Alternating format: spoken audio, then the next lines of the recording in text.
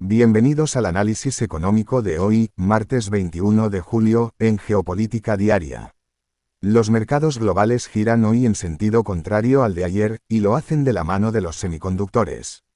Nvidia reveló que posee una participación cercana al 9,3% en Nebius, la firma de computación en la nube especializada en inteligencia artificial, un movimiento que llega justo cuando los inversores empiezan a mirar con más calma el sector de los chips y se preparan para una tanda de resultados empresariales que puede definir el resto de la semana en Wall Street. La sesión de ayer había cerrado en rojo en Estados Unidos. El índice de referencia de las grandes cotizadas cayó cerca de 2 décimas hasta los 7.443 puntos, el índice tecnológico retrocedió ligeramente hasta poco más de 25.500 puntos, y el índice industrial perdió más de 300 puntos, lastrado en buena parte por una caída de más del 2% en Apple.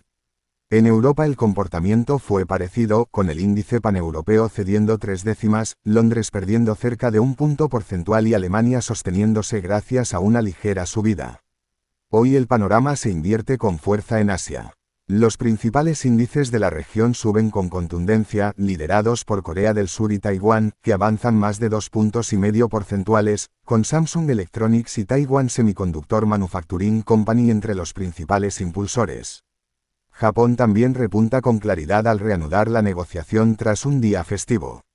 Ese impulso asiático se traslada a los futuros estadounidenses, que apuntan a una apertura marcadamente positiva, con el componente tecnológico liderando las ganancias. El trasfondo de este vaivén en los semiconductores no es nuevo. La semana pasada el sector sufrió su tercera caída semanal en 4 semanas, con un desplome cercano al 9% en el principal fondo cotizado del sector, después de que una empresa china de inteligencia artificial presentara un modelo que, según sus responsables, acorta distancias con las ofertas más avanzadas de Estados Unidos. Aquello reavivó las dudas sobre si el gasto masivo en infraestructura de inteligencia artificial está generando un retorno proporcional, un debate que sigue abierto y que hoy los inversores parecen dispuestos a poner en pausa, al menos mientras digieren los resultados de esta semana. Esta noche, tras el cierre del mercado estadounidense, presentan sus cuentas Tesla, Alphabet e IBM, y el jueves le tocará el turno a Intel, 4 citas que servirán para calibrar si el optimismo tecnológico de hoy tiene bases sólidas. El otro gran motivo detrás del apetito por el riesgo de esta mañana viene del mercado petrolero. Estados Unidos ha completado ya 10 noches consecutivas de ataques contra Irán, con la muerte de varios militares estadounidenses en los últimos días, mientras Teherán ha declarado rota su tregua con Washington y asegura haber interceptado varios buques que intentaban transitar el estrecho de Hormuz durante el fin de semana. A ese frente se suma el anuncio de un bloqueo marítimo de milicias respaldadas por Irán contra Arabia Saudí y un ataque contra una instalación petrolera en Kuwait. Con todo, el crudo cede terreno esta mañana después de que Irán señalara que varios mediadores han puesto sobre la mesa propuestas para una tregua de 10 días, lo que ha llevado al barril de referencia estadounidense a rondar los $82, por debajo del nivel de ayer, aunque acumula una subida superior al 25% frente a hace un año. Esa volatilidad energética es precisamente lo que mantiene en vilo a la Reserva Federal de Estados Unidos. El repunte de los precios del petróleo de las últimas semanas ha elevado de nuevo las expectativas de que el Banco Central suba tipos en su reunión de septiembre, con el mercado asignando ahora algo más de un 50% de probabilidad a ese movimiento, frente a menos de la mitad hace apenas unos días. Esa lectura conecta con la reunión de junio, la primera bajo la presidencia de Kevin Warsh, en la que 9 de los 18 responsables de política monetaria llegaron a proyectar al menos una subida de tipos este año, un giro claro frente a las previsiones de marzo, cuando la inclinación general apuntaba a recortes.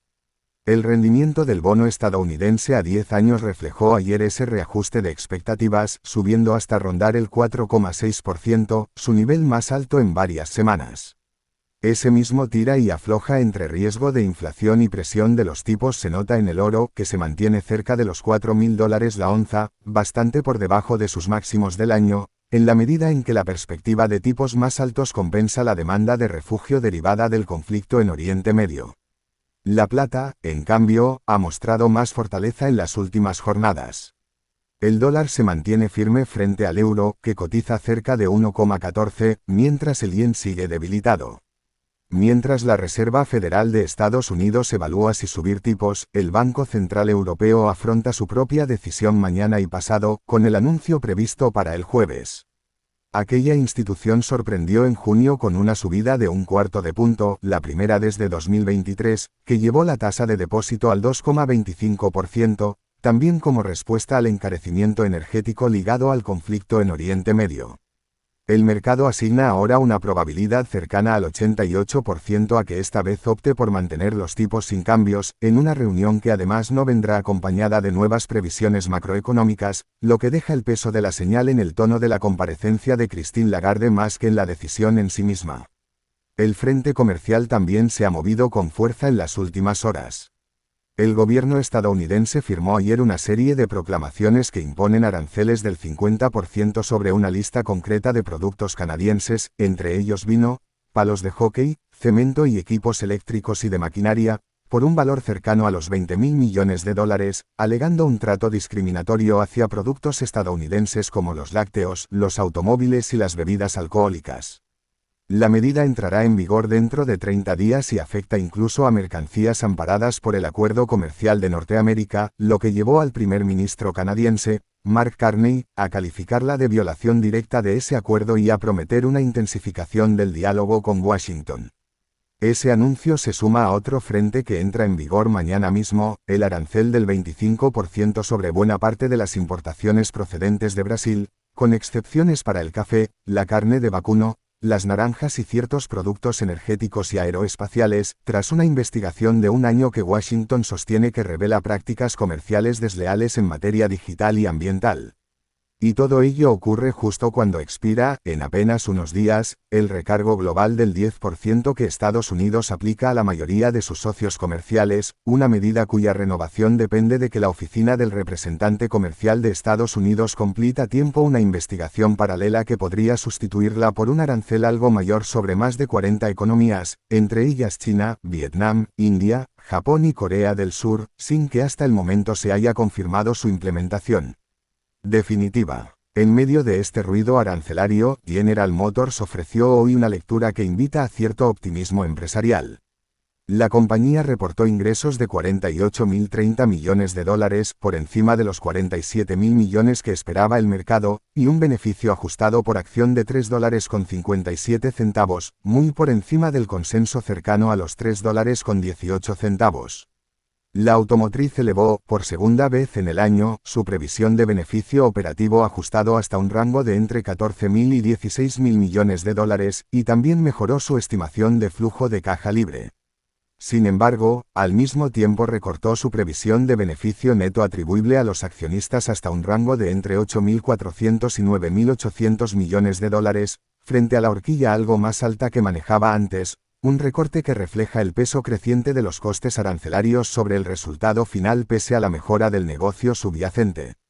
La fotografía económica de hoy es, en el fondo, la de un mercado que intenta separar dos historias que llevan semanas entrelazadas, el entusiasmo renovado por la inteligencia artificial y los semiconductores, y la presión persistente que llega desde el petróleo, los tipos de interés y una guerra comercial que sigue sumando frentes en lugar de cerrarlos.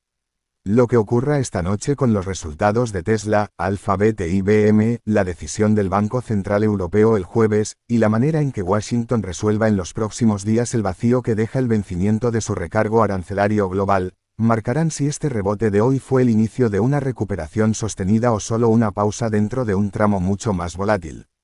Gracias por acompañarnos un día más en Geopolítica Diaria. Si este análisis les resulta útil, les invitamos a seguir el canal, darle a me gusta y compartirlo con quien crean que también le puede interesar.